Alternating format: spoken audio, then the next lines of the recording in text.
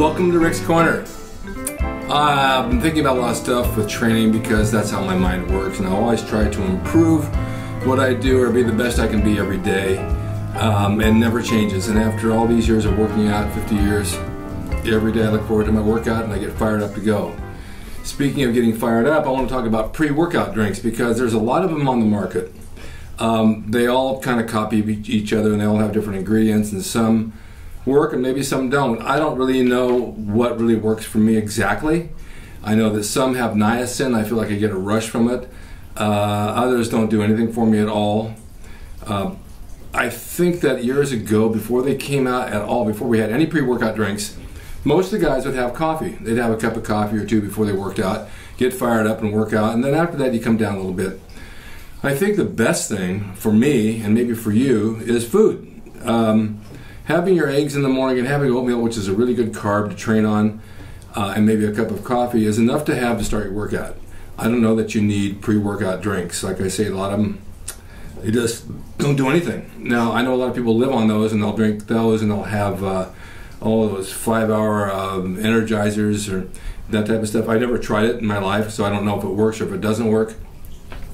But I don't like putting false things in my body. I don't think that it's healthy.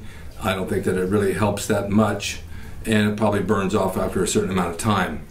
You can try it and see how it goes, but I don't know. Now, there's a difference too between coffee and tea. Coffee I can drink at night and it will not keep me awake, and tea will. Tea has more caffeine. So maybe the chances of having hot tea in the morning with your breakfast might even give you more energy because it has more caffeine in it. I don't know, but it's something you can try and see if it works for you. But I really think that natural food helps, and I think for getting a good pump, I think little carbs help too. You have to have some carbs in the morning, and the oatmeal will provide that.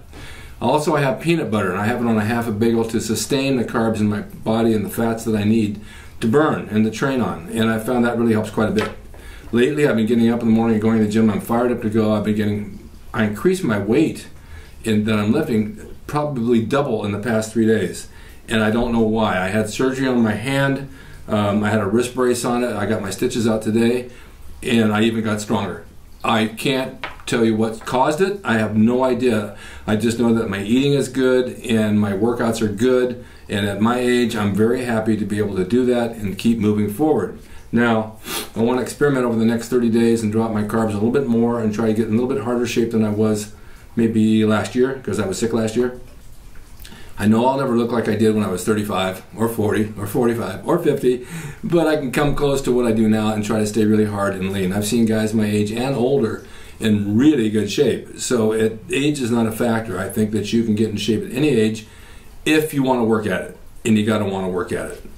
Motivation is key. I spoke about motivation before, and how do you get motivated to go to the gym in the morning when you get up and you're so tired you don't even want to go out of bed? I mean, I've had those days where I get up and I say, oh, just 15 more minutes.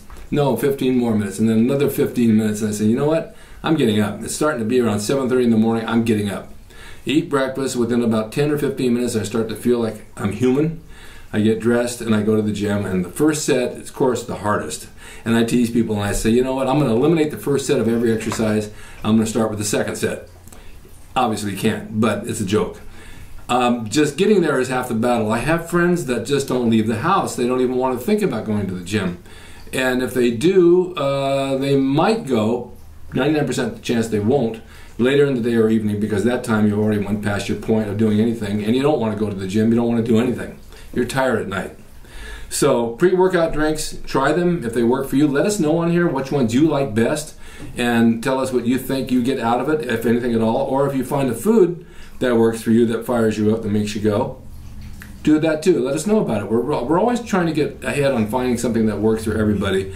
And you guys are out there training and you're doing the right thing and you're experimenting, so share it with us, because I'm sharing with you and we want to all know what works best for everybody.